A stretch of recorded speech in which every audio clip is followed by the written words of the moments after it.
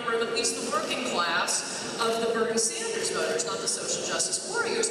But this is what the public has been demanding, and both parties have been betraying them. Both parties have been betraying us.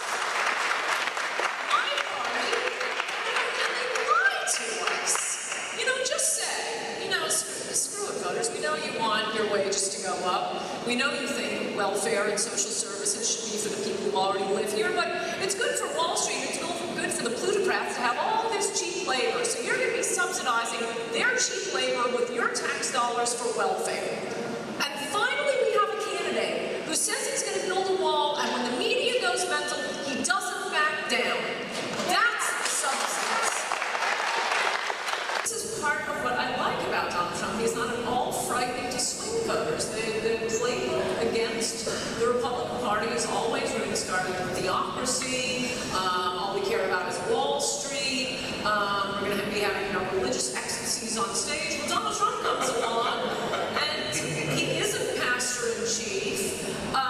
He used to be pro-choice. Now, like many people, like Mitt Romney, he's pro-life, but he says he likes the other stuff. Planned Parenthood did. I don't think anybody is going to make the case that we're going to have, you know, compulsory Bible reading under the model Mary Libertine on Fifth Avenue. So there's nothing alarming to swing voters, independent soccer moms, but on the big issues, which you are right about, it's trade, it's immigration, where the entire vast middle class has been left behind. We finally have a guy who's going to put Americans first. So the things you don't trust him on, I actually think is kind of appealing.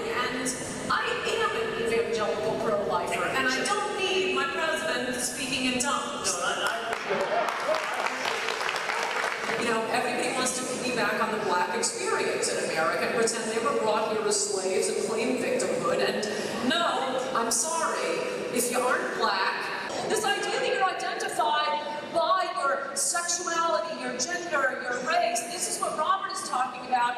What Trump has done is ignore all that, throw it away. He doesn't go and apologize to the NAACP. He speaks to blacks, Hispanics, whites, as Americans, as working middle class.